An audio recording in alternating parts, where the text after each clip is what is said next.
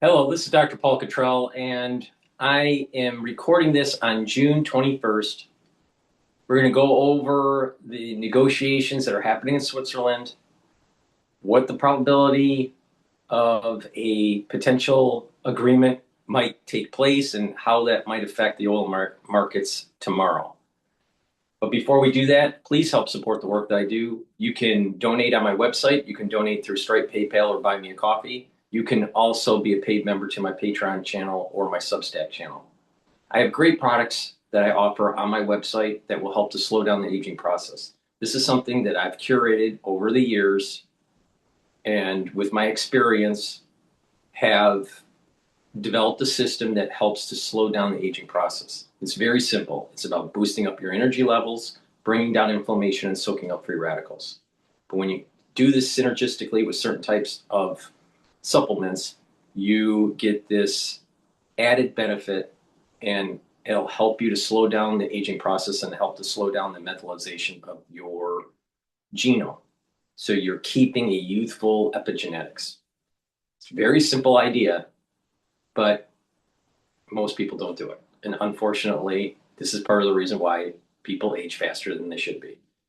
But with that, we're going to go over some of the clips about the discussions that are taking place. Please go to my store, the-studio-reykjavik.com, and take a look at the great products that I offer, such as zeolite. Zeolite is a great way to detoxify your body. Take 3 small drops underneath your tongue, drink it with filtered water, do that daily, and what will happen is you're going to be binding, zeolite will bind to the heavy metals, toxins, and chemicals and allow you to urinate them out within 6 to 8 hours. You can do this every day throughout the year, or you can take 3 to 5 small drops underneath your tongue, do that daily until the bottle's done, and then do that once or twice a year. Depends on how you want to detoxify your body. You can slowly detoxify your body throughout the whole year, or you can do a little bit more aggressive technique with detoxifying your body once or twice a year. Depends on your method. But this type of zeolite you can do every day. Another great way to detoxify your body is to take the gladiator barley or the heirloom barley. Now, heirloom barley will detoxify your body, bring down inflammation, and soak up free radicals. So you're slowing down the aging process, you're helping your cardiovascular system, you're helping with brain function, helping with the immune system and the endocrine system. But you're also detoxifying your body. You get all the benefits in gladiator barley as you have in heirloom barley, but you get one added benefit, and that is when you're doing resistance training, you'll be able to build muscle quicker. And this stacks really well with Myodrome. So please go to my store, get the gladiator barley or the heirloom barley. It's a great way to detoxify your body, but it also helps to slow down the aging process by keeping down inflammation and soaking up those free radicals. So you'll have, when you're soaking up free radicals, you're preventing plaque formation. When you're keeping down inflammation and soaking up free radicals, your neurons are healthier. So it's very important to do. It's a month's supply. Please go to my store, the-studio-reykjavik.com. So we're going to play this clip from Fox News. Iran will only respond to these 2 things, according to the expert that they're interviewing. In Switzerland, as Special Envoys Steve Witkoff and Jared Kushner begin nuclear talks with Iran.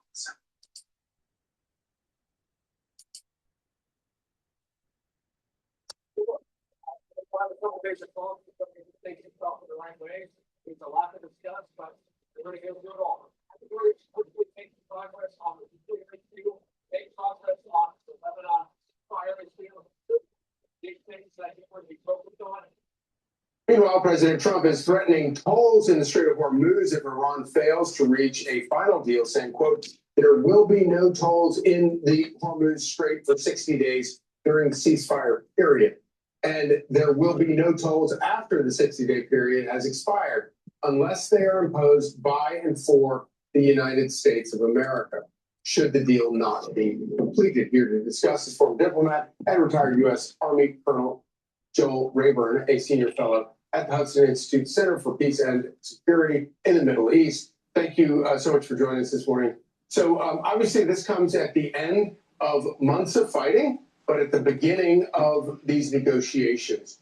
Where do you think things stand right now between the U.S. and Iran in terms of how seriously Iran is about trying to reach a long-lasting peace deal?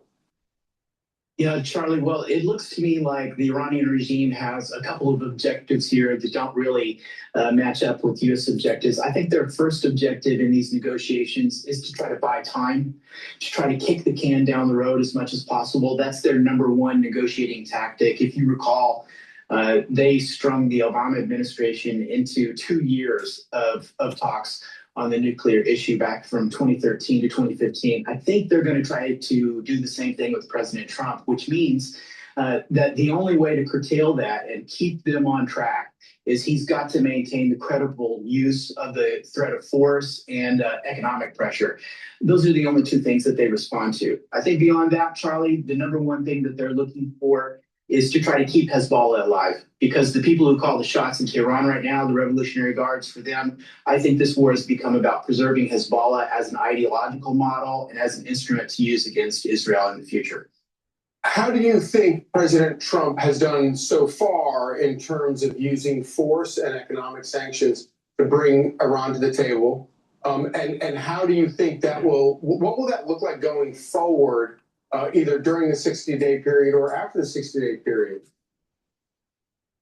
Even when you have a successful ceasefire and a peace agreement with Iran, and they potentially denuclearize, you still have the problem of low barriers of entry in other weapons of mass destruction, including biologics.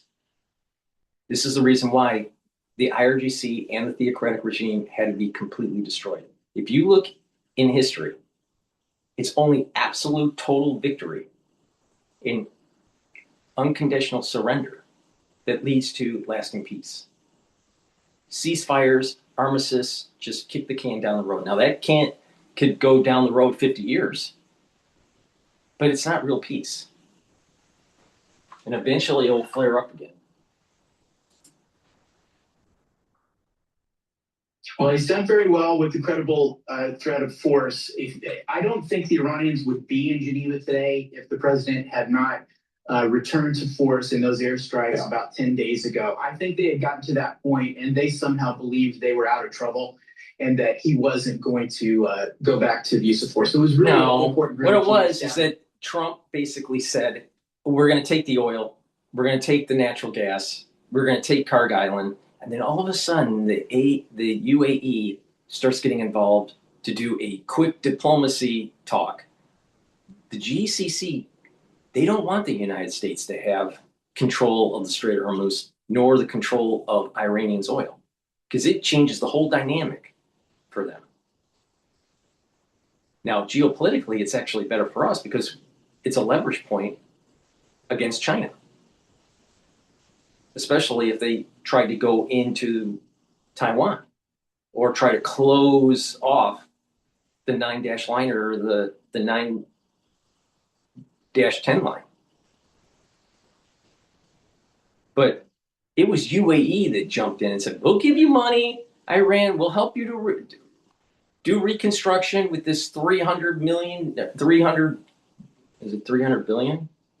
think it's $300 billion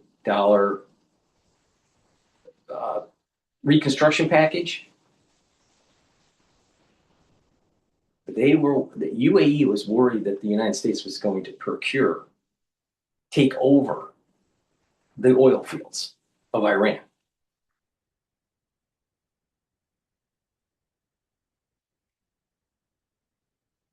So this is the reason that you can't trust the GCC, and you can't honestly trust the Israelis. From a United States perspective, you can't trust the Arab nations, nor can you trust Israel.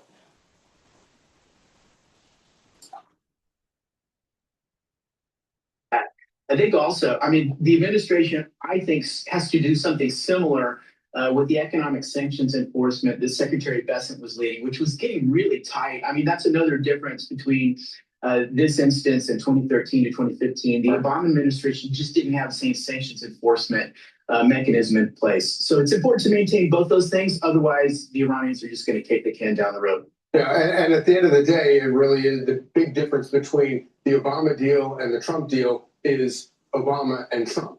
And that will probably define all of this as either success or failure. Joel, thank you so much for joining us this morning. Be sure to like and subscribe for all the Fox News latest on YouTube. Please go to my store at the-studio-reykjavik.com. Another great product that you can stack with Gladiator barley or take separately is Myotrol. Myotrol has polyphenols, flavonoids, and lignans that will help with the gene expression to maintain and build muscle. When you get older, you methylate genes. And that methylation process also silences some of the expression of building muscle. This is the reason why you lose muscle and it's hard to gain muscle after age 40 for males or for females. But you can reverse that by taking certain types of supplements that actually help with the gene expression. Myotrol will do that. Myotrol will also help the health of your mitochondria so you have the ATP to maintain the muscle and to build the muscle. Super important. And by building muscle in your mid-ages or later, that's very important because you're building up higher concentrations of myokines and you're building up higher concentrations of BDNF. Those are neuroprotective. So actually building muscle actually helps your brain function. This is part of the reason where when you have lots of atrophy, brain function can radically go down. So please go to my store, the-studio-reykjavik.com, get the Myotrol. You can stack it with Gladiator barley to help with building muscle, do some resistance training. You want about a 60-40 split where you have 60% of your workout is resistance training, 40% is cardio, or a 70-30 split. But make sure you do balancing exercises and stretching exercises. Those stretching exercises will activate certain nerves and also help to become more flexible. But you also want to do balancing exercises to help to activate that cerebellum so you're controlling balance. If you notice that some part of the aging process is a degradation of the cerebellum. So you want to keep that active. So please go to my store, the-studio-reykjavik.com.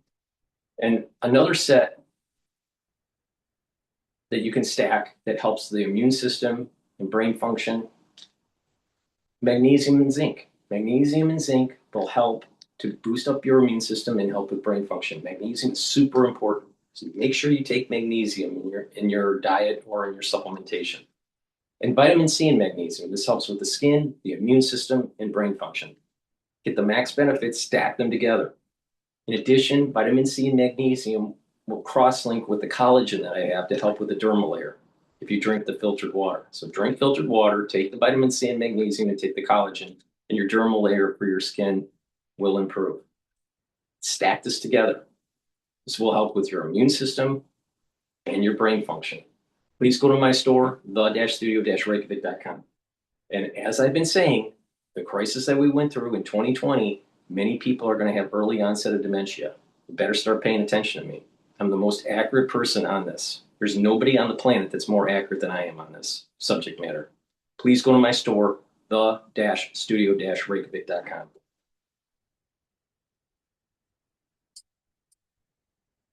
All right, we're going to listen to Michael Knowles. Beat the heat without dressing down. Shut up with Tom Pirrett's linen shirts. Speaking of uneducated people, really disturbing, alternately disturbing and hilarious segment from CNN on a Yukon college student, very prominent university, the University of Connecticut, a Yukon college student who is illiterate. In some ways, Alicia Ortiz is living an American dream. The 19-year-old began her freshman year at the University of Connecticut in Hartford this fall. She was excited to study public policy, the culmination of hard work after moving north from Puerto Rico as a child. Do you remember when you first came to Connecticut? Yes, I remember I was very nervous, but I know it was gonna be better opportunities for me to learn. But Alicia says those opportunities never came to fruition. Even today, could you read this, or would it take you a long time? It's impossible. I just see his words everywhere. Alicia graduated from the Hartford public school system last year, but she says today she is illiterate. She still doesn't know how to read or write. Shit. The layers of this story, it's almost impossible to process.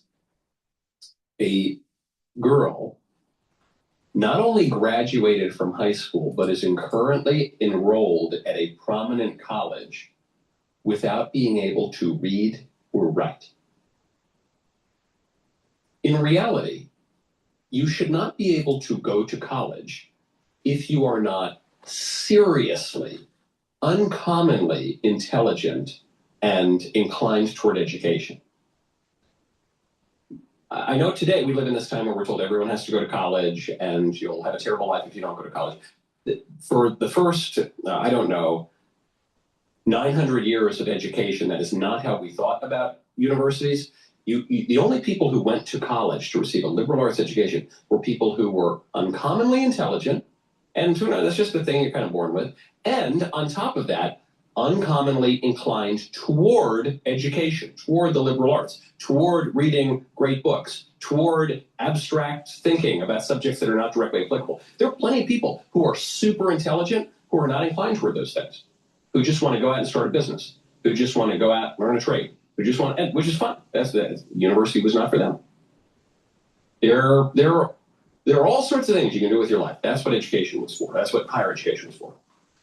We have now degraded universities so much that you can matriculate at a major university without knowing how to read. Not just without having read Tolstoy, not just without having read the entire corpus of Shakespeare. No. Without having read ever a single word, because you can't. How did that happen? Well, because she graduated It's from a high school. major problem if you are going through high school in the United States and you can't do math, you can't read, you can't write. Education is falling, especially for immigrants that may not necessarily are fluent in English. So it's going to be difficult for them. But she went to a public school. And the public schools, even when you're not an immigrant, are terrible. There are very few public schools are at the par of a private education. There are some, especially in high income level suburbs. But the far majority of the public schools suck. My bone of contention with Michael Knowles here is it's not just about the liberal arts education, it's also about the scientific part of education. Now, everyone has heard, well, there's the humanities and the liberal arts on one side of the spectrum, and the other side of the spectrum is STEM. Science, technology, engineering, and mathematics. But there's a new concept that I think the United States really needs to focus on. It's called MESH, mathematics, engineering, science, and humanities. See, the problem with liberal arts only is you're reading stuff that may not necessarily translate into the real world. You're learning stuff that are good skills, but they aren't vocational enough for a job. STEM, on the other hand, you get all the vocational education. You understand the sciences and you can write code and do something at a corporation, right? But you lose something when you don't have a strong foundation of the liberal arts. This is where MESH comes in, this concept of MESH. All right. So he went to Yale, liberal arts education. Right. So he's going down this whole road of reading all these older books. Yes, it increases your vocabulary. It allows you to think. And if you are in a program where there's lots of reading and writing, it'll allow you to articulate yourself on paper and usually in rhetoric, in oratory. But Michael Knowles doesn't have a very strong vocational education. So you can get vocational education at a very prestigious university. You can also get a education that's in the sciences at a very prestigious university. But the magic is when you blend it together, mesh. He didn't blend it. All right, let's continue. The big point here is the illiteracy that's happening in the United States. From high school without being able to read. You should be able to read in the second grade. When I was a kid, now I think you're supposed to read in pre-K or something. How did that happen? Because our whole education system is fake. That's how, I'll tell you exactly how it happened. I will tell you exactly the process. But it all comes down to our education system being totally fake. Our whole education system is fake. We flatter ourselves. We say we're the most educated people ever. I remember when I was in high school, a teacher, wonderful teacher actually, said, you know, you guys know more than Aristotle did. You guys know more than Plato did. And it's easy to believe that because we have iPhones and Google and doodads. But we're not actually. We're much less educated. It's very easy to hear politicians say, no, what it is it's parsing education versus information. We are bombarded by lots of information. We are absorbing lots of information, but do we have the critical thinking skills to be an educated person? No. Then you can layer on top of that, many individuals in our population are below their reading level that they should be. And they're below their mathematics level than they should be. Now, I've taken a lot of math, right? But as I get older, I don't remember some of these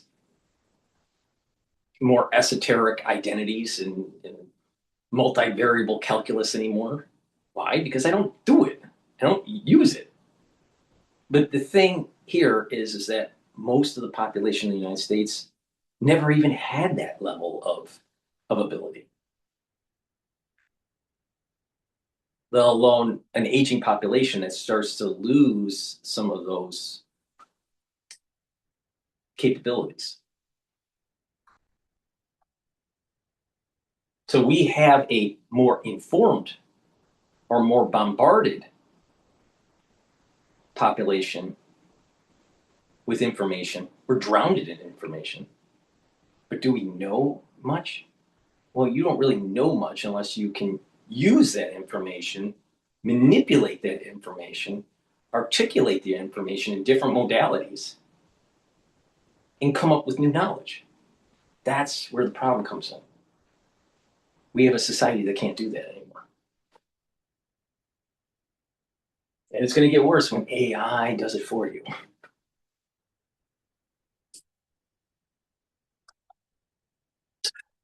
are graduating college at a higher rate than any generation before you, the most educated generation ever. No, it's just that college doesn't mean anything anymore, necessarily. Graduating high school doesn't mean anything anymore, necessarily. You know, we hear all of this stuff, but oh, the first generation college graduate, how amazing, what an impressive accomplishment. But unfortunately, it's not. I don't mean to be cruel. I don't really want to yuck anyone's yum or to rain on anyone's parade. But it doesn't mean, a college degree does not mean the same thing it meant 50 years ago. A high school degree doesn't mean the same thing it meant 50 years ago. Through the desire to improve people's lot, regardless and totally untethered from any of the underlying realities of improvement, we've just destroyed those institutions. You cannot improve people through sheer tyranny of will. It's not possible. Oh, I came here for a better life from Puerto Rico. I thought I'd have all this opportunity, but I don't. No, it's not. You did have opportunity. You just didn't. You didn't take it, and it wasn't. You weren't engaged with it. And the educational institutions lowered their standards to try to engage in the social experiment, and it failed everybody. So it's all just pretend. It's all just pretend. I know there's students who are in graduate school now. I've interacted directly and indirectly with some of them. These kids should not have graduated from the 7th grade. They don't know how to write an English sentence. So what does that mean for the rest of us? Does that mean you shouldn't go to college? No, maybe you go to college if you can make something out of it. But it certainly doesn't mean you have to go to college. It doesn't. These things don't mean anything. It is not enough merely to have the appearance of the thing. Some person who can't spell his own name holding up a college degree, smiling like a buffoon on camera. Look at this. I graduated college. No, you didn't. Not really. It doesn't. You got to have the goods, man. You got to have the goods. There's really no shortcut to it. And the social engineers in our government are going to pretend that you can circumvent all of the difficulties to have a good society, but you can't. You actually have to do the stuff. That was a great clip. Now stop, ring the bell, subscribe, do it, please. Education is a big problem. And I think the correction to it, especially at the higher level, is to have the education blending sciences and liberal arts through the mesh process. Not STEM, not liberal arts, it's mesh.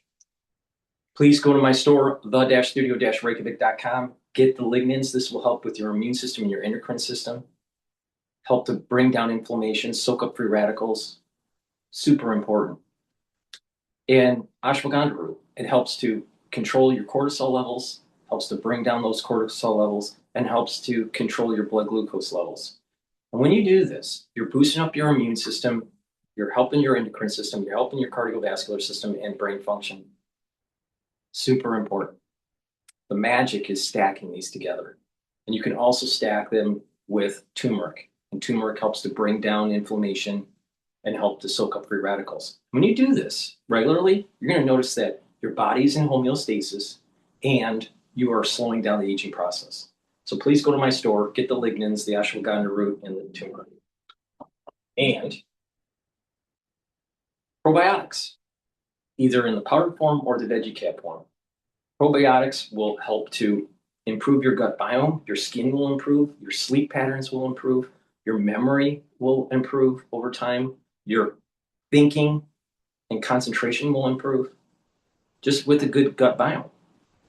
And your immune system and inflammation will improve in the gut. A lot of people that don't have a good gut biome, their inflammation is skyrocketed, their immune system is terrible, the mucosal layer is very thin, there's leaky gut syndrome. Well, you can reverse all that by taking a good probiotic. You can improve the mucosal layer and thicken it.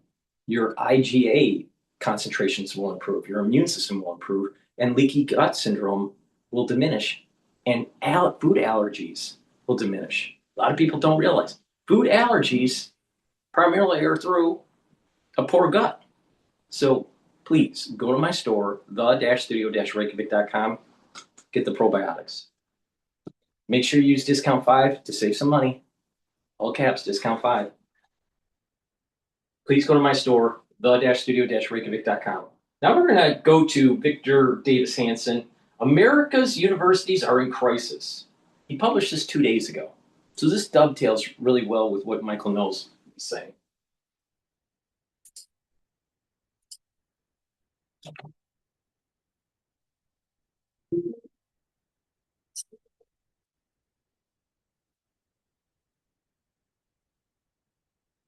For 250 years, America has been a bastion of freedom. As we look ahead to the next 250, we're reminded that freedom is ours to defend. Today, Alliance Defending Freedom stands in courtrooms across the country to protect those freedoms we cherish: life, free speech, religious freedom, parental rights. These freedoms are at the core of who we are as a nation, and they must be preserved. ADF is approaching a critical fiscal year-end fundraising deadline. Your support today helps ADF defend these freedoms so they may endure for many years to come. Every dollar you give will be doubled thanks to a special matching grant while funds last.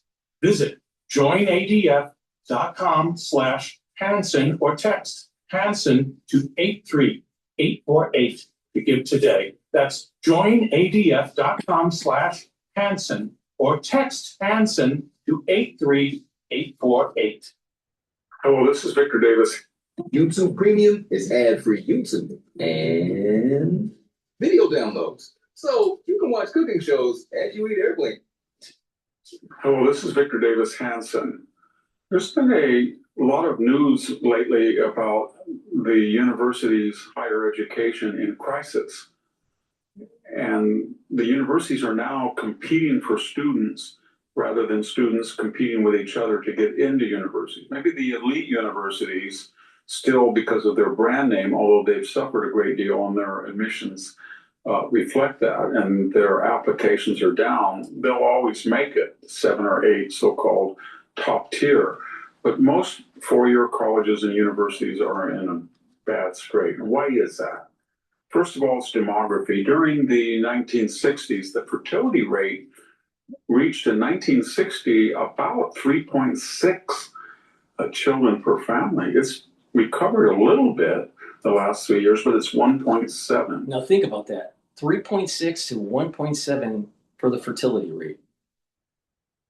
Now, a big part of that is killing your fetuses since 1972 in the tune of about 65 million. Maybe closer to 70 million. That's one issue. The other issue is the cost of living has skyrocketed since the 1990s. Now, what's the reason why from the 1960s to the 1990s, there was somewhat of stability economically? Someone could have a good job, be at that job for many years. There was job stability. There wasn't this moving from one job to another. There was a better social contract between the corporation and the employee back in the 60s, the 70s, the 80s, and the 90s. But once NAFTA happened, and there was this big surge in globalization, to just get by, you needed to have a dual income. So less children. The cost of living started to increase. And it started to erode. Now, from a sociological aspect, there was also this erosion of God, country, and family. This postmodernism that came out in the 1960s, but didn't take really hold until later decades. But this postmodern philosophy of anything goes, everything's relative, that was promulgated at the universities during the baby boomers and during the Vietnam era led to the problems that we have today. Because in a postmodern ethic, God doesn't matter because it's all relative. Patriotism doesn't matter. It's all relative. Family creation, family unit doesn't matter. It's all relative. And when you erode those pillars, you're getting to the bedrock and chipping away at the bedrock of the Enlightenment. And don't be surprised that your society starts to have problems. If you look at a society that's growing, it usually has a good fertility rate. It has a high fertility rate, like 4, 5, 7, 8. And there is this pulse that takes place.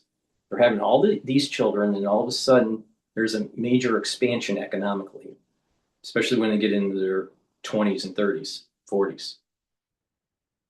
But we don't have that. We don't have that pulse because we've aborted 65 million fetuses since 1972.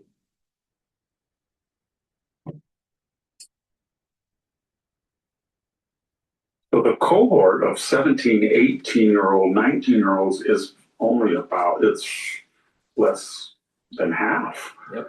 So they are competing for a much smaller pool of young people. The second thing that's really turned people off is the tuition has increased the last 50 years 3 times more than the annual rate of inflation. Now, why is that? Mostly it is because of administrative bloat. Where I work It's a at Stanford combination. University. It's a combination of administrative bloat and the need to get donors to help support the university. Well, they need to build a new building. Well, to build a new building, you have to procure the land. And you have to get a mortgage on building the building and the construction costs and the maintenance costs. And every time they get a new donor, big money, 300 million, 500 million, or 50 million, or whatever, it actually is more expensive for the university because they have to build that building. So short term, they get this donation that's large, but they're expanding the university that leads to higher costs in the long run. So that's another component to this. The universities need to shrink, not grow. I mean, Harvard is expanding its university, and it's had this plan for over 20 years. But they really should think hard. Perhaps they should shrink the university, not grow it.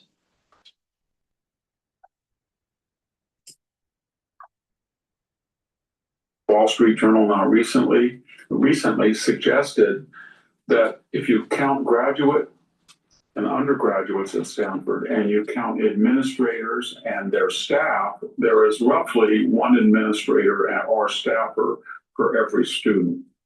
This is because the university became in loco parentis. It said, I am a parent and I'm going to monitor the 360-degree, 24/7 life of a student. If he's not happy, we're going to deal with it.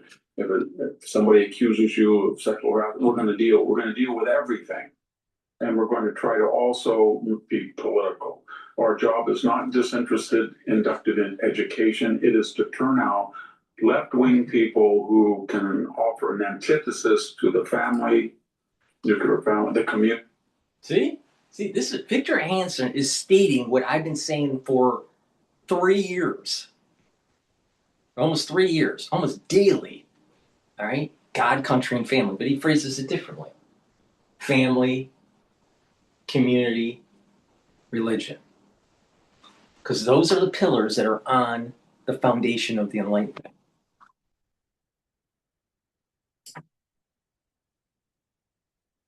The religion, etc.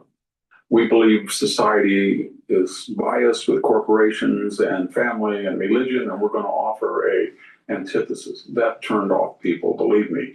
Professors themselves are unique in American life. Nobody else has the same conditions of employment.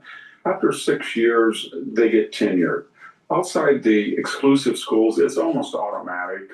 Where I worked at the CSU, I think 90% of assistant professors got tenure. Release time is very common now that you can say, oh, I want to be a part-time administrator, or I am tutoring, or I have a special project, and you can get a reduced teaching load. Remember that the teaching load has gone way down. In most colleges, it's between 2 and 4 courses a year. A year. Maybe not the CSU, but even CSU has gone down on many campuses that's the California State University system, the largest in the world, from 4 classes to 3 classes a semester. And part of the way that they finesse that was when you increase the administrative budget and you increase the release time for full-time faculty and decrease the teaching, you hire part-time temporary lecturers and you exploit them. You pay them about 40% per class what you would pay a full or associate professor. You don't really give them the same type of benefits. And at some universities, the number of courses, the percentage of courses that are taught by part-time exploited lecturers is getting up to 40 and even 45%. Another thing that turned the public off about these universities, they grant gouge. We're starting to learn that, say, on NIH grants, many of these universities were charging not 10 or 15% commission, 30, but 40%, even higher. In other words, this is the problem at Harvard. This is the reason why Harvard was having a hissy when Trump pulled their grants. The administration thought that they could budget about $2 billion worth of grants into the system. where about 60 to 70% of it would actually go to the research, and 30% were going to go to administration. Well, when you pull that, there's a major hole in the administrative budget. And so now these universities are having hissy fit, and then they say, well, you're destroying science and you're going to prevent the cure for cancer and all this stuff. Yet there are universities that have less of a gouge, less charging of administration. Why don't I give those universities the grant? Most Carnegie 1 and Carnegie 2 research level publications are not coming from the Ivy League. They're coming from state universities.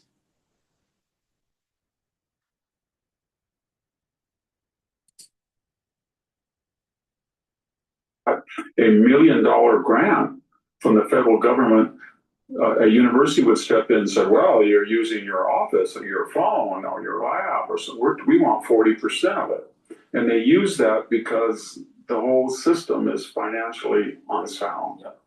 Financially unsound, largely because, again, of administrative bloat and the creation of centers and programs that have nothing to do with education, but form a huge overhead. Another thing that got people very worried is another way they financed this debt, expanded their administrators, cut back on teaching, was they brought in over 1 million foreign students. And unlike American students, there are no scholarships, there are no discounts. Foreign students pay the premium, if not a little bit higher rate of inflation. Now, the problem with that of tuition, the problem with that is when you bring in 300,000 students from China or over 200,000 from the illiberal Middle East, and when you look at the origin of most of these students, they are from autocratic and illiberal places in Africa, Asia, the Western Hemisphere, particularly the Middle East and China. Then you start to politicize the student body.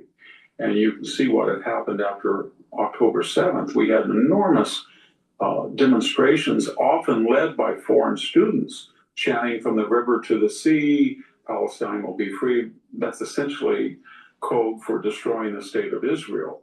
And we had violent demonstrations, often led by people from the Middle East. And of course, the FBI suggests 1 to 5% of Chinese students are actively engaged in espionage. The public knows this, and they're not fond of that idea, that sometimes their children don't get into school because the universities are letting in foreign students because they pay a premium. DEI did damage, diversity, equity, and inclusion. The idea that the universities, despite state referenda and Supreme Court decisions, the Civil Rights Acts, they were deliberately, consciously, insidiously using race as a barometer to admit people, to hire people, to retain people, to promote people on the basis of their superficial appearance, their sexual orientation, or their gender. It was entirely anti-meritocratic. It was like the Soviet commissar system. It was like the McCarthy period. If you wanted to get a job at a university, you had to fill out, in most cases, a diversity statement. And believe me, if you wrote on that diversity statement, honestly, I believe that DEI is anti-meritocratic, you were not going to be hired. There's another reason that these universities are in crisis. The federal government came in and guaranteed student loans. Once they did that, the universities jacked up the rate of tuition, as I said, 3 times higher on an annual basis than the inflation rate. So the government came in and said, you guys can loan students money and we will back it up. So they will pay you back with federally guaranteed dollars. And we know now that there's a 30 to 35% non-compliance rate, that people are either late or have defaulted. And so when you have 1.7 trillion in debt And you see that the debt is increasing because the students are not graduating in 4 years. The average graduation now is 6 years. About 30 to 40% of people who enter college do not ever graduate, but the whole thing is subsidized by loans from banks that are guaranteed by the federal government, and that gave a green light for universities to offer these crazy courses that nobody wants: peace studies, race studies, black studies, environmental studies, except the dash studies, because the students took it and the government paid for it. And nobody worried about whether they graduated or whether the employers found a well-educated and empirical product coming out with a BA. Finally, we're short a couple of million plumbers, electricians, blue-collar carpenters, sheetrockers, roofers. These are very important to the economy of the United States. But when these universities said, come to us, and maybe even if you don't graduate, 40% of you, or if those who do average 6 years, and even though you're going to run up a big debt, you can take psych and sociology. It's a good time to kind of float around, live in your basement, have a good time in your 20s. But the economy answered back, we're wasting kids' formative years in the 20s. We need master electrician. We need oil workers. We need skilled carpenters. And the irony is, if you graduate with a bachelor's degree in psychology or sociology versus you are a master electrician at the age of 22, the electrician these days is going to be making $100,000 plus. And the sociology BA, or the person with, I don't know, 2 or 3 years of psychology, is either going to be unemployed or not using that education at all in his employment. Or if he is hired, he will be making half of what the electrician or the roofer or the carpenter makes. Add it all up, and the universities are in bad shape, and they're in desperate need of coerced reform because they will not reform on their own. Thank you very much, Mr. Davis Hanson, for the daily statement. Please go to my store, the-studio-reykjavik.com, and get the Boomer Boost. Boomer Boost has the minerals, the vitamins, and the other supplements that you need to take regularly to help slow down the aging process. This will focus on brain function, musculature, energy levels. It'll help to boost up your immune system and your endocrine system, help with your cardiovascular health, and slow down the aging process. Soak up free radicals, bring down inflammation. This is a great supplement to take regularly. And again, it has a very comprehensive compound profile. This is a month supply.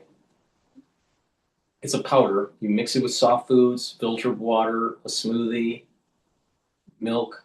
I put it in hummus, but take it every day. It's a great way to get the multivitamins and the minerals and the other compounds to help to slow down the aging process and to get healthy. It's very comprehensive. Take it every day. Omega-3 brings down systemic inflammation and helps you to control your lipid profile. And by controlling your lipid profile, you're going to reduce plaque formation. Omega-3 helps to bring down LDL levels, increase your HDL levels, and also help to prevent your blood cells from sticking. All right, it reduces the overclock. Vitamin B complex. Vitamin B complex, the first 4 B vitamins helps with the electron transport chain. That means that your mitochondria will produce more ATP. You'll have more energy.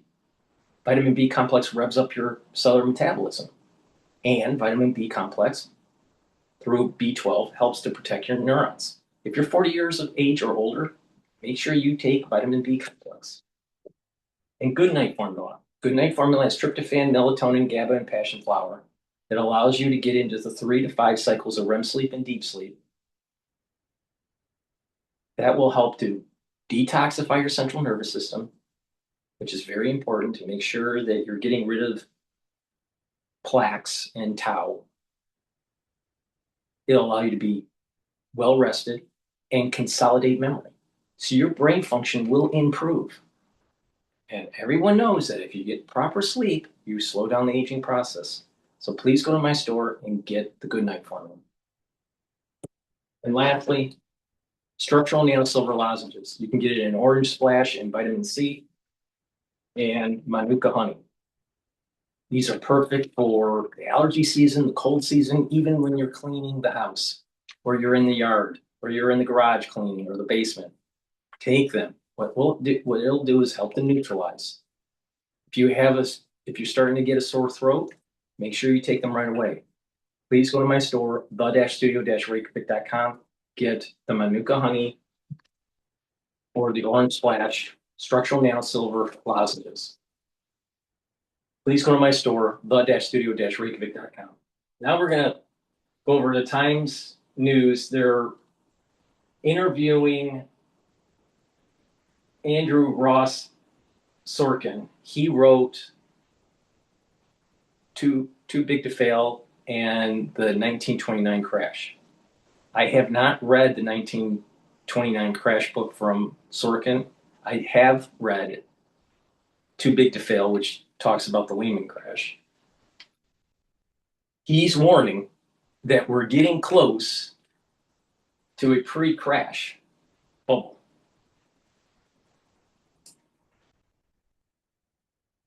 And they're doing it at graduation ceremonies, so yeah. And so that I think is very different than, I don't think they were booing the automobile or booing radio in 1929. They all wanted a piece of it. In 1929, Wall Street crashed. It was a crisis that reshaped politics, economics, and society for decades.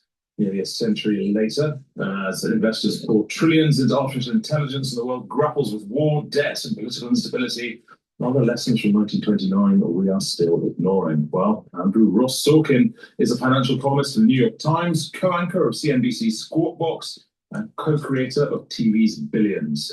And his book, 1929, considers what those lessons might be. Andrew, welcome to Times Radio. Thanks for having me.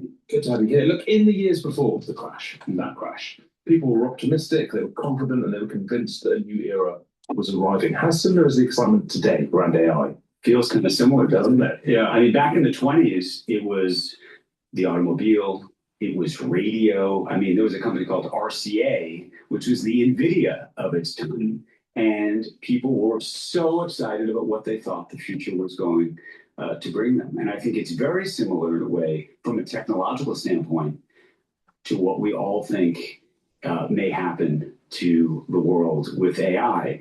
There's one distinction between AI and those technologies, though. The car and, radio were not, I mean, they were going to put maybe the, people on horseback out of business. But AI potentially could put us all out of business. So it's a very interesting sort of juxtaposition when you think about, I think about AI and I think, are we in an AI bubble? That feels similar to the 1920s, yes. But then I also think about what happens in success with AI, and to justify these sky-high prices, valuations of these companies, they have to create extraordinary productivity. Well, where's productivity come from? It means you have to, do more, oftentimes with less. And we are the less. We are the less. We are the less. I guess the difference was back then, the people who were under threat by the new technology were not the same people whose job it was to think about the threat from the new technology. Exactly. So it's a demographic thing. I think it's a demographic thing. And by the way, you're seeing it now. I mean, interestingly, politically, I think, or even around the world, young people are increasingly against this new technology. They're booing it. I mean, they're booing it at graduation ceremonies. So, yeah. And so that I think is very different than, I don't think they were booing the automobile or booing radio in 1929. They all wanted a piece of it. Yeah. I mean, so something I've noticed, though, is when I speak to, I guess, kind of my peers, professionals, middle-aged professionals, they are extremely nervous about the rise of AI and what it means for them. When I speak to the boss class, whether they're in film or in music or in media or in banking, they're extremely optimistic. They feel this is going to make them a lot of money because it's going to cut out all of the costs. Think about all of us. Well, think about if you're going to make a film that used to have a cast of and crew of 200, 300 people, and you could somehow do that with 2 or 3 people around a laptop. Yeah. I mean, that's extraordinary. And the problem or the challenge that I think we're all going to face is the concentration of wealth, which is to say, if AI is successful, does it help everybody, or does it really help an even tighter group of people than we already have? And we already have extraordinary wealth inequality. We'll come to that in a moment. But is one big difference there then between now and 1929 just the level of popular optimism? That people aren't waking up in the morning and thinking, "Hey, life's about to get amazing," which I guess maybe they were before that crash. I think in the 1920s, people thought life was about to get amazing, but I also think that they were therefore jumping into the stock market, with both feet. And this was for the first time that, ordinary people could invest in the stock market, and they were doing it with incredible amount of borrowing. The banks, these brokerage houses, were handing you, you'd walk in, you'd give them $1, they would loan you $10 for every dollar you gave them. And so people were jumping in the same way, in truth, that's happening today. Now, it's not happening with loans of this sort of extraordinary magnitude, this 10 to 1, but the excitement in the stock market right now is as real as it's ever been. I mean, you can look at the SpaceX IPO, which of course has an element of AI embedded in the right middle of Anthropic and OpenAI. They're saying $1 trillion for Anthropic. With OpenAI potentially going public later this year. So there's the popular conception and then the investor view of all of this. And the investor view of all of this is to the moon. I mean, so on the investor side of things, it'd be one thing. I personally think that AI, when fully implemented in the society, is increasing the probability of aggregate demand shift, not to the positive, but to the negative, because there's going to be more people not working as much or unemployed, and therefore their spending will go down. And that aggregate demand is going to continue to spiral down. Now, that doesn't mean that it starts that way. As companies become more efficient with AI, they are going to have better revenues, less expenses. Their stock price will be bid up. Investors and the managers, the managerial class, will make money doing this. But then all of a sudden, as more companies do this, the unemployment rate will start to tick up. The U3 unemployment rate will go up. And then you'll also start seeing the U6 unemployment rate going up. And that's the beginnings of the aggregate demand shift starting to go down in the spiral. And when people stop buying products, then the stock prices will be hurt and it'll start to fall. And there's going to be this movement in the economy where things will start to deflate. Now, when this happens, and this is going to happen in mass, there's going to be a push politically to regulate and to try to push aggregate demand back up. So there may be serious regulation of AI, but it's not going to happen until after this aggregate demand shift downward.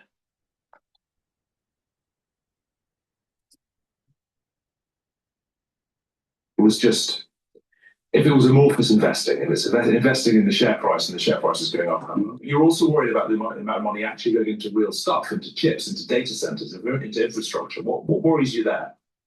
Well, I think there's a question about how it's being financed. There's a lot of debt around all of this. So you have companies, even like Google, which has extraordinary capacity to make money, and they do make it, tens of billions of dollars. They are spending extraordinary money by taking out loans. Other people, Meta, are taking loans. We often don't focus on it, but the entire sort of energy complex. Think about it. So they could absorb, if they didn't have the loans, if they didn't have the liabilities on the balance sheet, they'd be able to absorb that aggregate demand shift, these companies that are taking out these loans. But when the aggregate demand shift happens and less people are buying, they still have those loans. And so now the banks are exposed. The bondholders are exposed. The bond yields are exposed. This is starting to sound a little bit like a crash coming.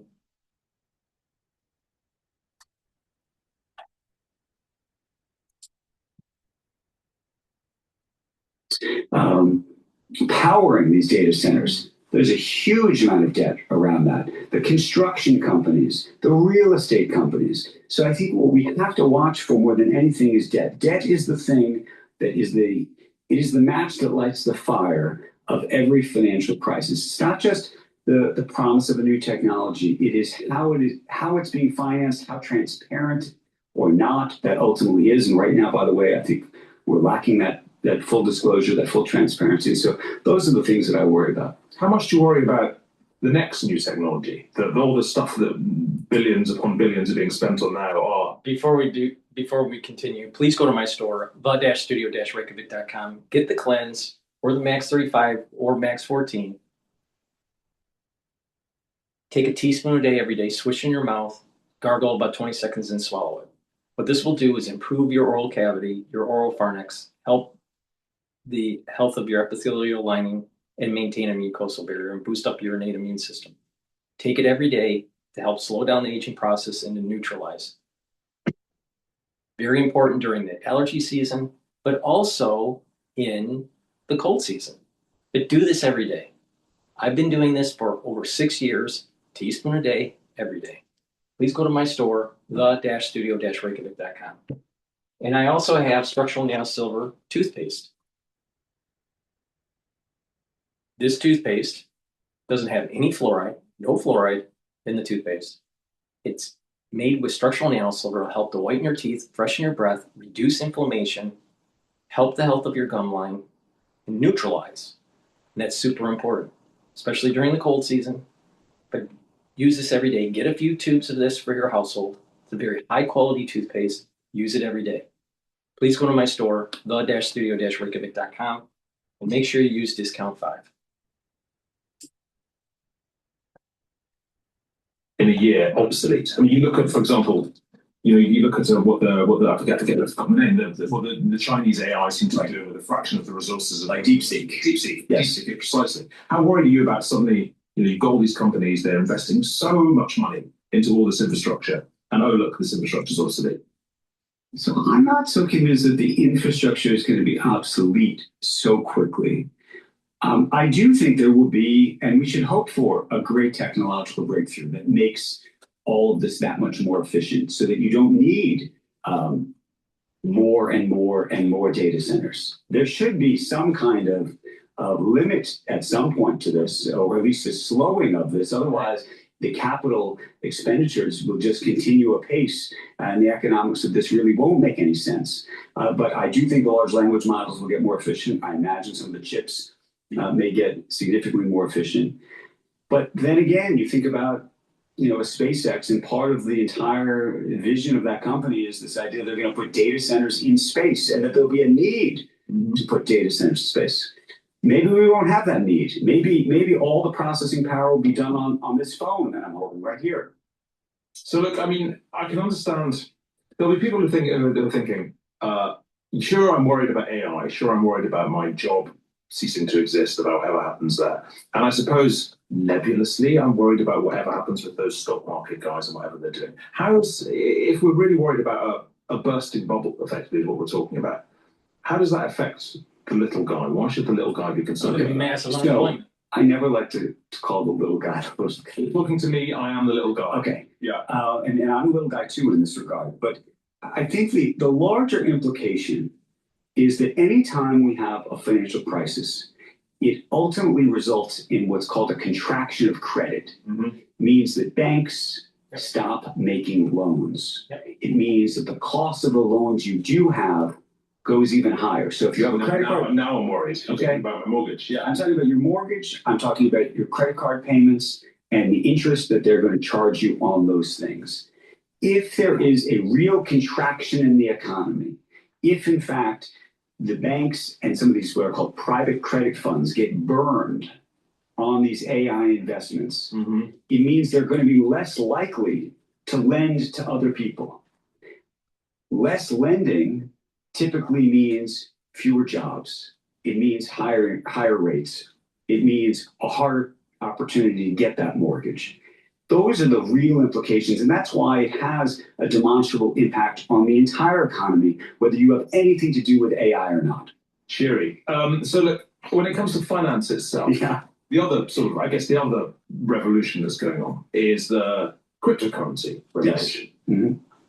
Is that as worrying as AI? Is it the same worry? Should we align these worries together? How worried are you about that? And what's the point? Is it similar to the sort of democratization of finance that happened in the 1920s? I don't fully connect it, but I will say this. This phrase democratization of finance was used repeatedly over and over again in the 1920s. Anytime they would introduce a new product to the public, they would sort of wrap it in the flag of we're democratizing finance. They're talking to the little guy. They're talking to the little guy. And they're giving you an opportunity that you otherwise didn't have. You're having now your shot at the lottery ticket. And I see a whole number of products, crypto being one of them. There's efforts now to make private equity and venture capital and other kinds of investments available to the quote unquote little guy. Every time we introduce new products into the market like this, invariably they do not come with the safeguards, with the guardrails that you ultimately want. And it's only until we go over the cliff, till we tip over, before somebody says, typically regulators, we can't do it like this anymore. And so that's my worry. It's not to say, by the way, that some of these products may be good products long term. They may very well be. And I think actually there's a lot of innovation happening in the world of finance. And that's all for the good.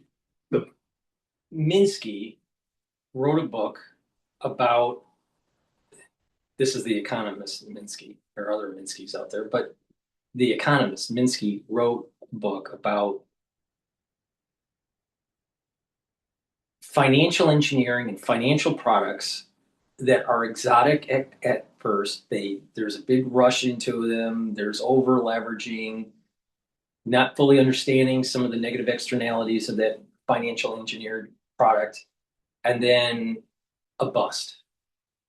But then after they come out of that doldrum, those exotic products end up becoming vanilla products, something that's used all the time. And there's this cycle of financial engineered products that are exotic, crash, they turn, there's some regulation, there's more understanding of how to use them appropriately, and they become commonplace. And I think we're in that first phase in dealing with ETFs that are tied to private equity and private credit. Now, the problem is that the private equity companies are going to try to use this money to further their endeavors of destroying companies. Pay attention to what's happening in the news. Yum Brands used to own Pizza Hut. Pizza Hut is being sold to two different private equity companies. The Pizza Hut that's in Asia is being sold to a holding company in China. And then there is, I think it's called Long Range Capital in the United States. They're a private equity company. And what's going to happen is that they're buying the company. I don't know the full structure deal, but it's probably going to be set up like this. They're going to put probably 20 or 30% cash into the company from Long Range Capital. Then they're going to use the assets of Pizza Hut to take a loan out. Banks are going to give the loan to them. And Long Range Capital now has done a leverage buyout. Now they own Pizza Hut. Pizza Hut will have to pay Long Range Capital management fees and pay the loan to the bank. Now, Pizza Hut will probably have some sort of restructuring to reduce costs and improve service or improve the top line. And when that does happen, then Long Range Capital will go and force Pizza Hut to take more loans out. And those loans will help pay back the original 20 or 30% invested into Pizza Hut. So the private equity company gets their money back. They're getting the management fee annually, and they're going to get some sort of dividend paid to the shareholders through the new loans that Pizza Hut took on, which means that there's further debt that Pizza Hut will have, and then they'll have to file for bankruptcy. This is exactly what happened with J. Crew. This is exactly what happened with other companies that private equity came into and destroyed. But the whole ETF private equity funding mechanism now in private credit is helping speed the process of destroying legitimate companies. And there's a hollowing out. And quality will start to go down, either in this case, the restaurant. But why do you think that there's such great brands where the actual product material, like clothing, apparel, the quality of the cotton went down? Because they had to pay for loans that were higher, that this debt that they incurred because of a private equity company coming in and buying them out. They had to reduce the quality of the cotton in their products to be able to make payments on these loans. So the quality of goods are going down too. Private equity is dangerous, and it should be heavily regulated. And this is where maybe Senator Warren is right. Now, she's a liberal, she's a crazy liberal, but perhaps she's saying something that's really important. Private equity is destroying companies. Now, it doesn't mean all the time, but they need to be heavily regulated where they can't load a company up with debt and then pay themselves back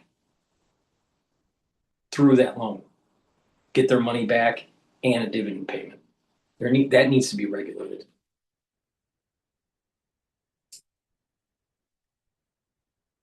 Problem is that when those things happen, the people who are building those products are never saying, you know what, I'm gonna wait a minute. I'm not gonna let everybody participate, or I'm gonna put limits on their ability to participate. But see, that's what's so interesting about where we are now politically. I say where we are now, in the United States particularly, is that when these sorts of things began, when the tech boom started, be it AI or anything else, when cryptocurrency began, it was set against, it was basically a revolution against government, right? It was a tech revolution against government. It was trying to do things that government wouldn't allow. Whereas now you've got a White House very much that is leaning in, that is trying to remove barriers. Is that all the more scary? Well, you're watching the guardrails come down.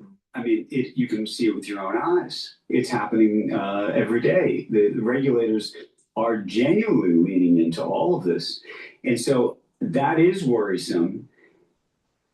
Look, here's the part that I wrestle with, and I'm curious where you land. I probably sound relatively paternalistic about how we should think about the world of finance and the little guy. I often get emails and text messages and notes on social media from the quote little guy all the time that are saying, Sorkin, stop trying to protect me, man. Yeah, sure. Don't protect me. I want an opportunity. I want the lottery ticket. And by the way, when you say you're protecting me, you're really not protecting me. You're protecting the man. Yeah, 100%. I mean, so I don't write about finance, but I write about tech, and it's exactly that dynamic. And so I'm like someone needs to save you guys, and they're like, get out of the way. And so I wrestle with what the right answer is. What I have found, though, having written these books and covered these worlds for so long, is everybody wants a chance at the lottery ticket until the lottery ticket goes wrong, and most of the time the lottery ticket does go wrong. And when it does, then the fingers and blame game begins. And nobody blames themselves. By the way, interestingly, 1929, you go back and you read the diaries of people who lost money in 1929. They didn't blame others. They actually blamed themselves. They would write diary entries to themselves saying, I can't believe I did this. What a mistake. I shouldn't have done this. It was my fault. I can't believe I did this to my family, blah, blah, blah, blah, blah. it was almost the opposite of the kind of way we live today, where, you know, post 2008, it was the banker's fault, it was the regulator's fault, it was the lawyer's fault. Nobody said, oh, maybe I shouldn't have. So it's taken on the loan. It's not just going to be a crash, we're going to be snowflakes about it. In sort of past periods of technological revolution, certainly going back to the 20s, there was a lot of fear that, I mean, you go back to the loom, the printing press. Right? There was a lot of fear that this is going to take away jobs. In the end, it sort of, you know, end up vastly creating new industries, create the industrial revolution, and so on. What a lot of people today would say is, okay, you're naysayers about AI. You're saying it's going to take all our jobs. You're saying it's going to wipe out white collar employment. Actually, new jobs will come of the like that you could scarcely yet imagine. How do you respond to that argument? Which you must have heard. Oh, I've heard it all the time. And by the way, some industries are going to grow. Others are going to shrink. Then it's about net. And the net, I think, will be aggregate demand shift to the negative. There will be more unemployment. When you have Sam Altman saying, we're going to give you the 40-hour work week, or now we're going to go to a 4-day work week, or maybe a 3-day work week, well, that means that your income level is going to go down. How are you going to pay your debt? See, debt is more sticky than your actual number of hours worked. So how do you pay down the debt when you're working less hours? Therefore, aggregate demand is going to continue to go down and down and down and down. The net job creation is going to be negative, not positive. Once it gets past a certain threshold point, we're not there yet. The threshold point of AI being implemented at these corporation levels, we're a little ways away, maybe 5 years away. Now, some companies won't even need it. You know, some companies won't need to use AI. Many small businesses don't really need AI, but their customers are going to have less hours worked or no employment and no longer buy your products. So everyone's going to be affected.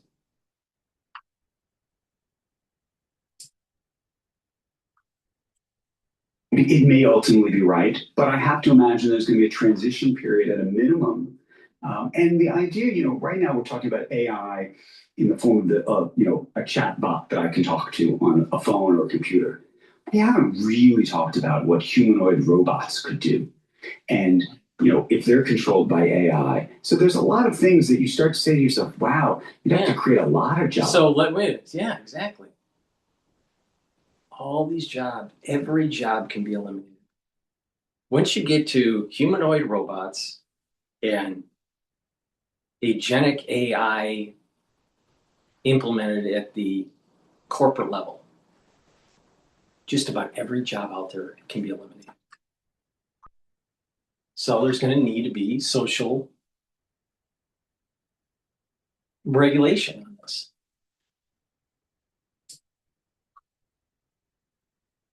A lot of completely new, different kinds of jobs. And can the robot do it better than a human? Interestingly, I don't know if you followed what's happening with mammograms. No. So there was a view that, you know, the first people who were going to lose their jobs were radiologists who dealt with mammograms because AI can read mammograms better than a human eye. There are more radiologists doing mammograms today than ever before. There's more jobs. Mm-hmm. And you might say, well, why is that? Well, first, there's regulation. At the moment, you have to have a human looking at it. Now, because of the technology, it's being offered, prescribed more often as diagnostics. And because of that, the workload is higher. But why do you need more radiologists? Why are the radiologists' workload increasing? Because it's regulated. You have to have a human doing it.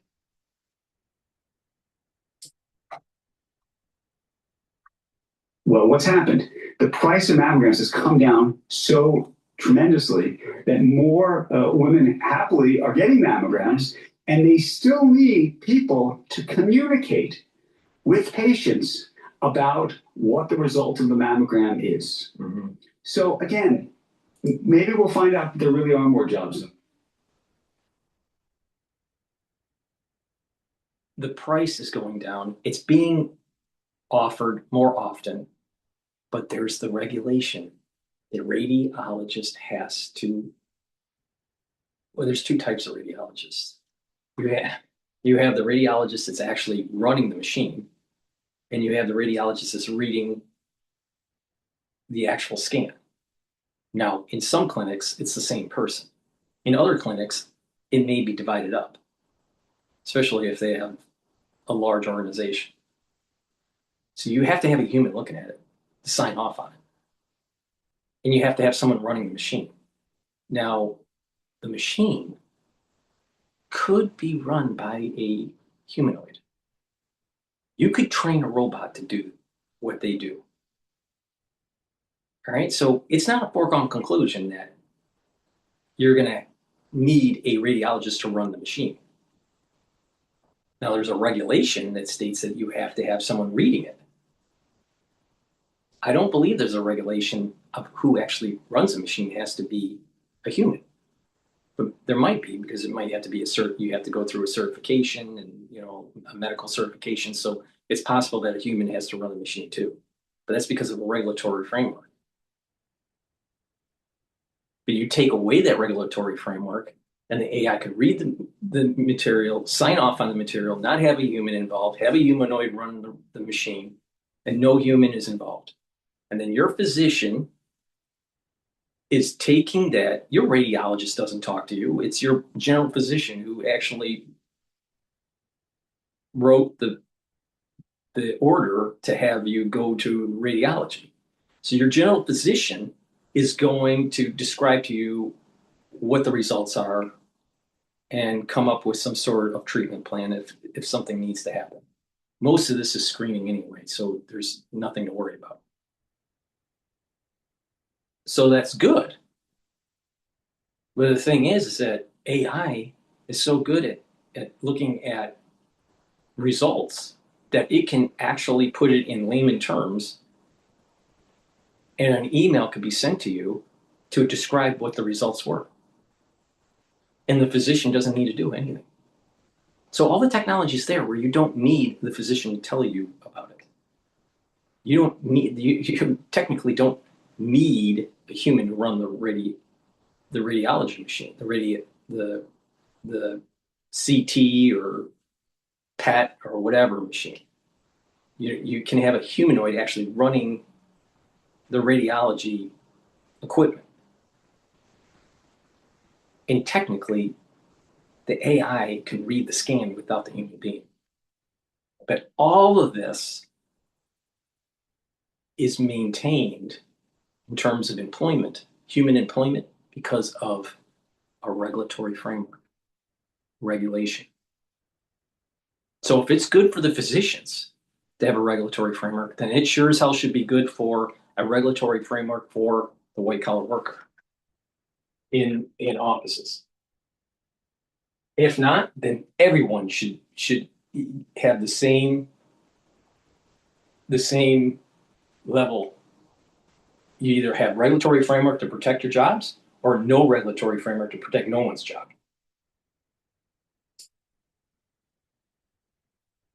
Side, but I'm skeptical. We talked about the focus of wealth with AI, the way that wealth gets narrower, and ever smaller, narrower group of people end up having huge wealth, and with wealth, of course, comes power. And I'm interested in whether you foresee through this a looming democratic crisis as well, because I mean, tech investors. Look, I would argue we're already the looming crisis is here. You read my column last week. The looming crisis is here. The amount of money that is effectively buying influence in Washington is demonstrable. We've seen it already. And I can't even imagine how we get out of that doom loop. Meaning, I can't ever imagine that any of the individuals who are currently using their money to influence the government are ever going to do it to undo their own influence. And so the oligarchy, the plutocracy, is only going to manifest itself and get larger.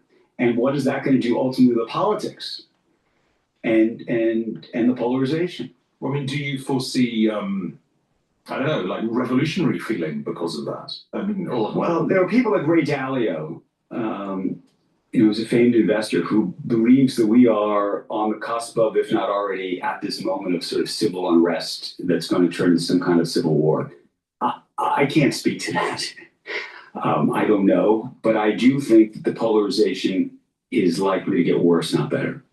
So, I mean, you've spent years interviewing some of the most sort of powerful people in technology. You had a role in Billions and showing us what these people are like. Something that fascinated me from Billions, fascinates me from your other work as well, is the question of, do you like these guys? Do you feel, do you trust them? Do you like them are different questions? But I guess I want to ask both those questions. So I have great empathy for anyone. One of the things that I have learned over the years is no matter how much money you have in your bank account or what title's in your business card, it's not emotional armor. Mm-hmm. So I always find in my role as a journalist, to some degree, when I'm reporting, and this is different than columnizing with an opinion, but when I'm reporting, my job is to meet them where they are. Mm-hmm. Not necessarily where I want them to be or where you may want them to be, but where they are. And so when you say, do I like them? I think there are aspects and things about a lot of them that I think are fascinating and interesting and great. And there are other elements where I say to myself, I cannot believe that the moral compass is this or that or what have you. So that's probably where I land. It's not a one-size-fits-all for everybody at all. But I also, look, there's so many things about these individuals that I admire. Some of them created great, revolutionary products, which we use, in our lives and have authentically changed our world. How often are they frightened? How often are they frightened about what they've created and where it might be leading? Well, what's so interesting to me is that you talk to a Sam Altman who runs OpenAI, or a Dario Amodei who runs Anthropic, and both of them, I think, there's a level of being frightened because I think they understand the power of the technology in a way perhaps maybe others don't.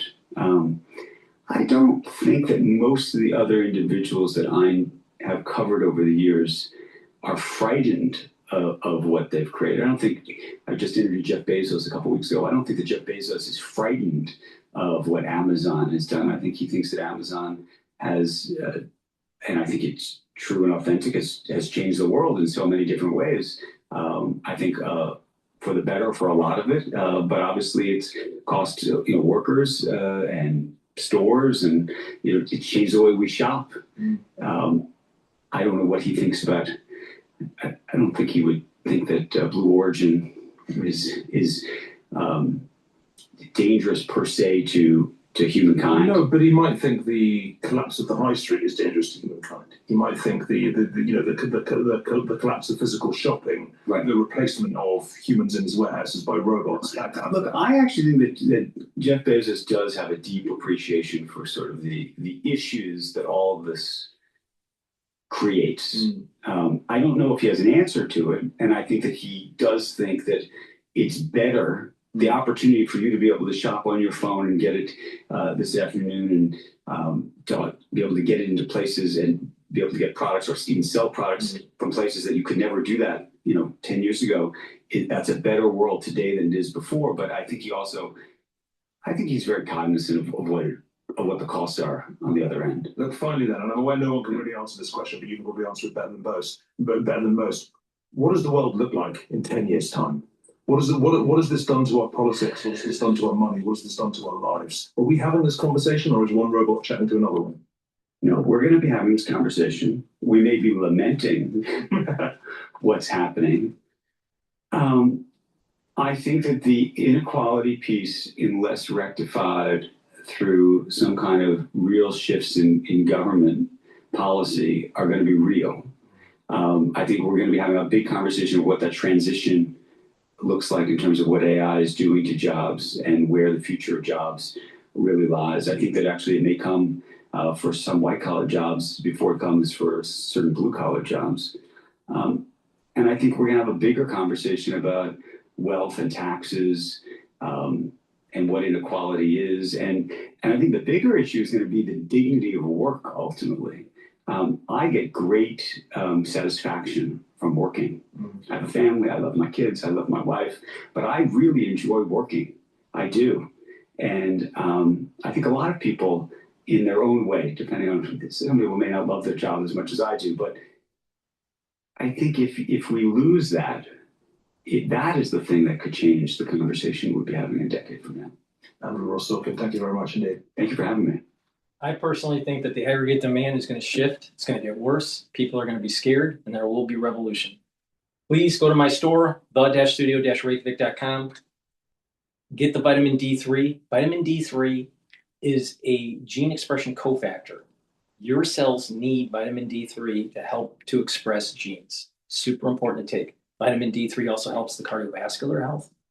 And vitamin D3 helps with bone density, helps to absorb calcium and deposit new bone matrix. And vitamin D3 helps your immune system by getting rid of cells that are infected. It helps cells to go into apoptosis. Vitamin D3, super important to take. Resveratrol helps with youthful gene expression. It helps the basal layer of your skin to improve your skin. This stacks really well with C60. Resveratrol also soaks up free radicals and helps to boost up energy levels, helps the health of the mitochondria. So please go to my store and get resveratrol. Digestive enzyme complex helps to reduce the load on your pancreas. It helps you to digest proteins, carbohydrates, and lipids.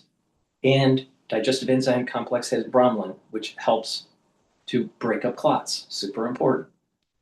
So please go to my store, take digestive enzyme complex, especially if you're 40 years of age or older. And lastly, I have structural nail silver gels. You can get the quick dispenser version called Renew or the tube version. Use it the same way. They're dual purpose. If you have a cut, an abrasion, or a minor burn, put it on the lesion. It'll help to heal it quicker. You can use it as a daily skincare to improve your skin. And if you have allergies, lightly coat your nostrils. It'll help to reduce the allergen and to neutralize the allergen when you're outside. During the cold season, put it on your hands, around your eyes, around your ears, around your mouth, around your nose. Lightly coat your nostrils. It'll stay active for 5.5 hours. So please go to my store, the-studio-reykjavik.com. Get the structural nail silver gel. Make sure you use discount 5. Now let's listen to Economic War by Fox Business. Report shows AI cut 97,000 American jobs last month. Still think that everything is going to be copacetic?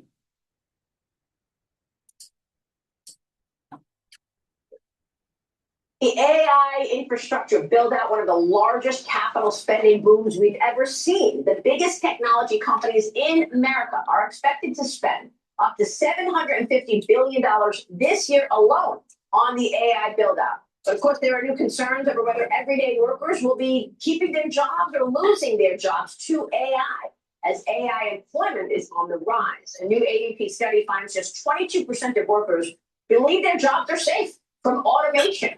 Joining me now is Global Advisor to CEOs and Corporate Boards, Ram Charan. Ram, it's great to see you again. Welcome back to the show. Thanks for being here. What's your take on this AI build-out story and the impact on jobs? Maria, thank you very much. Number one, for every company, do the AI and make your company better.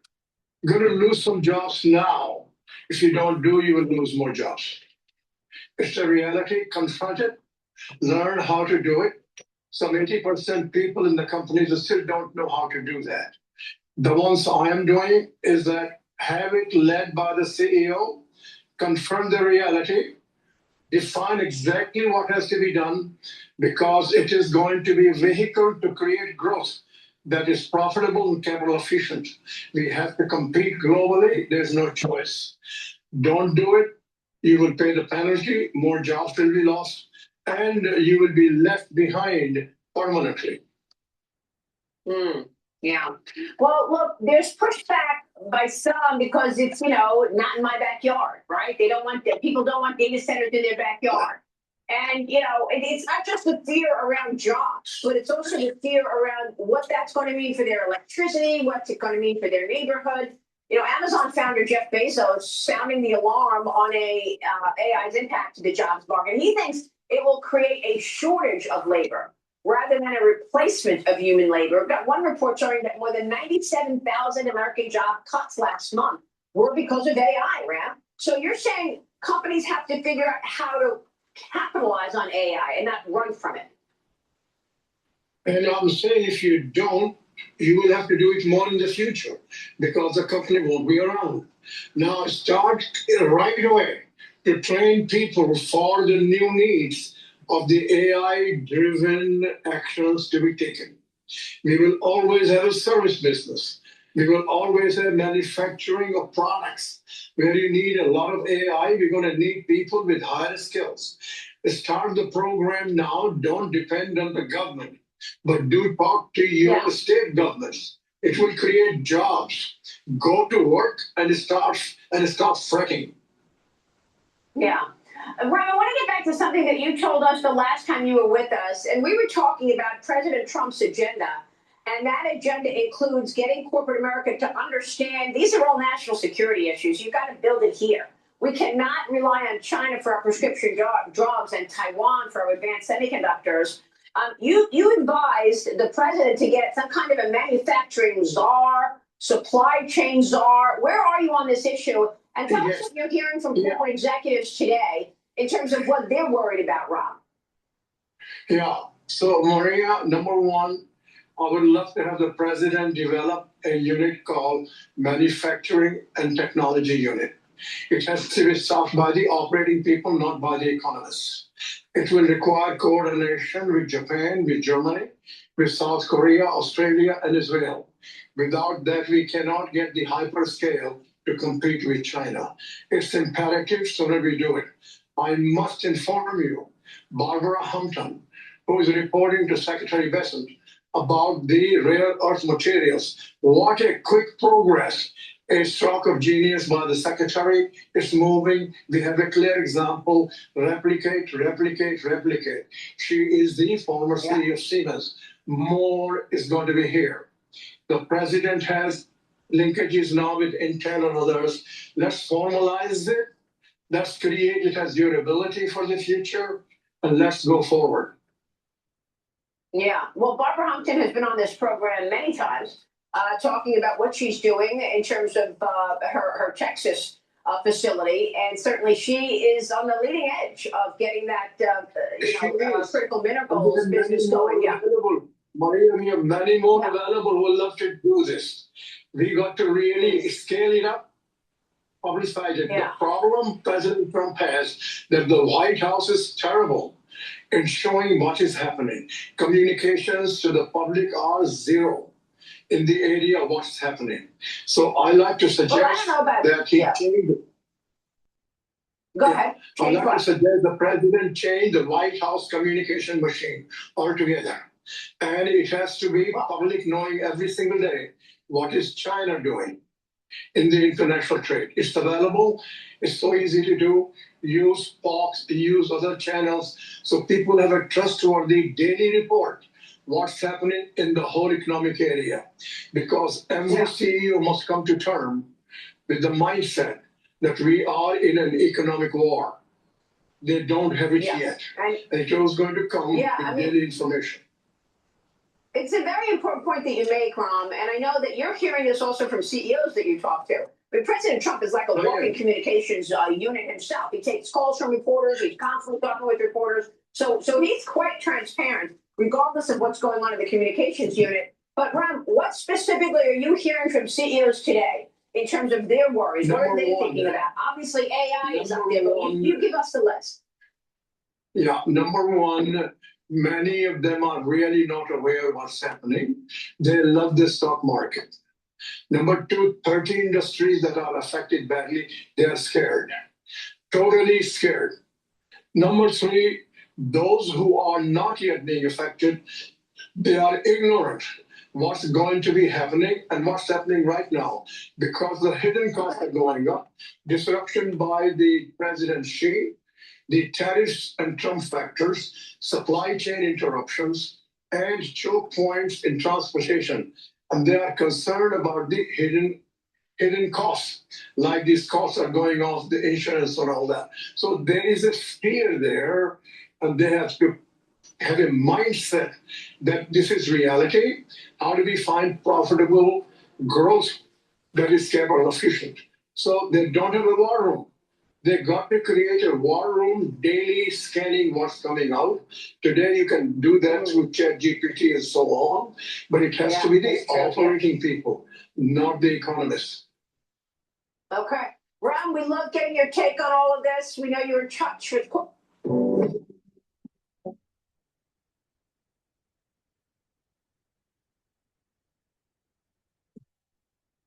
All right, before we go to the next video, please go to my store, the-studio-reykjavik.com, and get the collagen. Collagen will help to remodel your joints if you have arthritis or a sports injury. What collagen does is it'll help to build that cartilage and help to build up that cushioning of the joint. It'll also block the pain gatekeeper, NAV 1.7.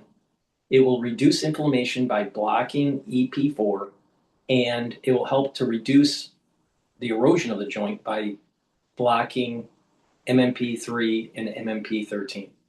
So please go to my store, get the collagen, stack it with the collagen that I have to help to remodel the joint, and do these exercises that I've been telling people to do. Open up the joint up to a certain pain level, right when it starts to cause some pain, and go a little bit more, just a little bit. Count to 30, do that 2 or 3 times every day. And what will happen is you'll be able to open up the joint over time with less pain, all the way to the point where you'll be able to open up the joint completely. But it will take time. Take the collagen and the collagen to help support the remodeling of the joint. Now, in terms of temporary relief, get the super strong relief. This will help with sprains, pulled muscles, tension headaches, and arthritis. So please go to my store, the-studio-reykjavik.com, and get the super strong relief. It's a topical. Just rub it on the area of the pain, and it'll relieve the pain within 90 seconds. All right, this is Nick Robertson talking about J.D. Vance in Switzerland.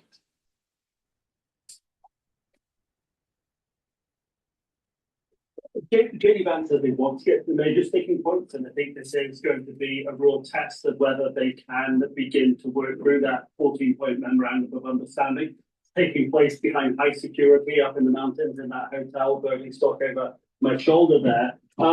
This is the first time that J.D. Vance will have met with his Iranian counterpart, the head of their negotiating team, Mohammed Ghalibaf, and this is happening. First time they've met in 2 months. The last time they met was back in Islamabad, where the talks didn't work out. It's taken 2 months since then to get this memorandum of understanding. It's all been done through the Pakistani and Qatari mediators. It's all very tenuous, but I think both sides genuinely believe that when the signatures went down by the Iranian president and President Trump late Wednesday night, that at least this was sort of locked in, and they could get down the road to that really thorny issue that President Trump wants to make sure that Iran is not going to have a nuclear weapon, that the highly enriched uranium is diluted, that all of that is controlled. But of course, Lebanon is the #1 point of the first clause in that memorandum of understanding. And Iran is saying very simply, President Trump, if there isn't a ceasefire in Lebanon, how can we know that you can push through and give guarantees for the rest of the memorandum of understanding? And to that point, they're saying one of the things we guaranteed was opening the Strait of Hormuz. Well, we are taking that away, a diplomatic stick, closing the Strait of Hormuz, and the quid pro quo appears to be ensure that there is a much fuller ceasefire in Lebanon. So that is the first topic of conversation. It's not the only topic today. It will begin in a sort of four-way discussion, the US, the Iranians, the Qataris, and the Pakistanis around the table together. It's going to consume a lot of time. And the outcome of that will be a test of how realistic the rest of the timeline is, which, as you say, was already very, very stretched. I think there is a lot of diplomacy going on in the background on Lebanon. We certainly know Secretary of State Marco Rubio has been very heavily engaged, the Lebanese side and the Israeli side, to try to tamp down the escalating tensions and violence at the Israeli airstrikes, the killing of IDF soldiers, the killing of many Lebanese civilians. Front and center, this is a test today.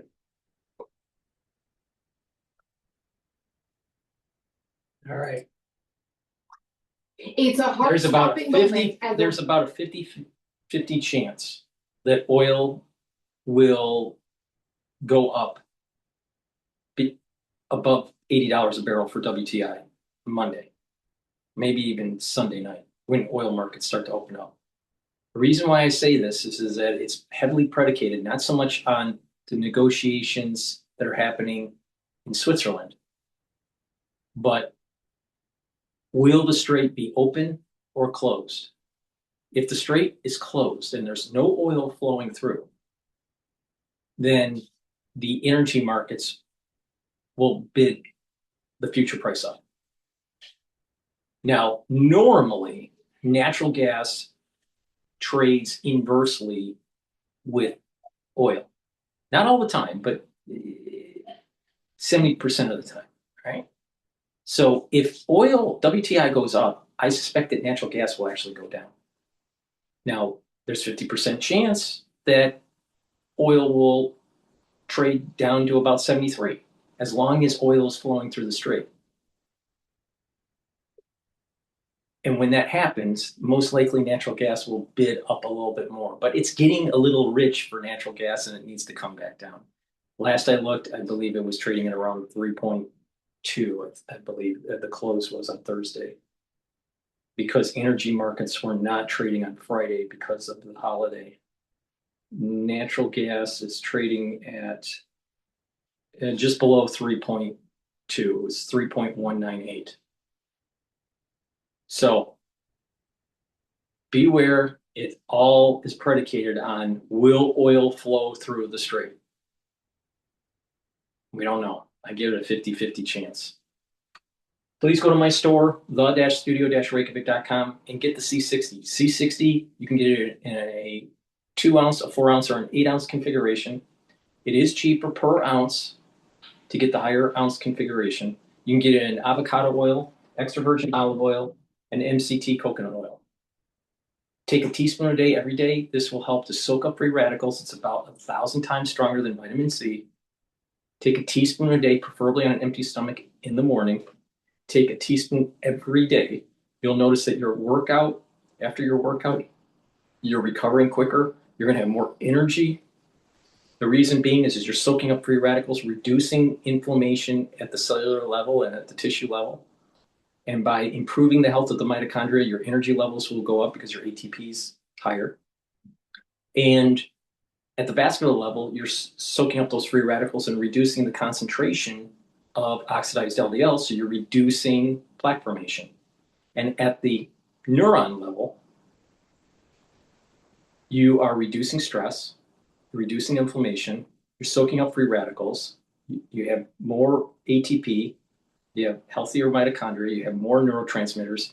And so what will happen is that your positive neuroplasticity will improve. You'll have more dendritic connections. You'll have more cognition, better memory, faster thinking, and better brain function. And your immune system, your endocrine system will perform better by soaking up free radicals and keeping inflammation down. So get the C60, take it every day, teaspoon a day. I've been doing this for over 10 years, and it's part of a more comprehensive protocol. Stack this with the Max 35 or Cleanse, the probiotics, the turmeric, ashwagandha, and lignans, and the Boomer Boost. And you do that as a very powerful protocol to slow down the aging process. And we're targeting all these really important features to slow down the aging process, making sure you have higher energy levels, boosting up the immune system, bringing down inflammation, improving cardiovascular health, improving brain function and musculature, slowing down the methylation of your genes. These are all very important features to slowing down the aging process and increase longevity. Please go to my store, the-studio-reykjavik.com. Thank you for listening. That's the end of the broadcast. Please go to my store, the-studio-reykjavik.com, and be a paid member to my Patreon channel and Substack channel. Thank you for listening, and have a nice day.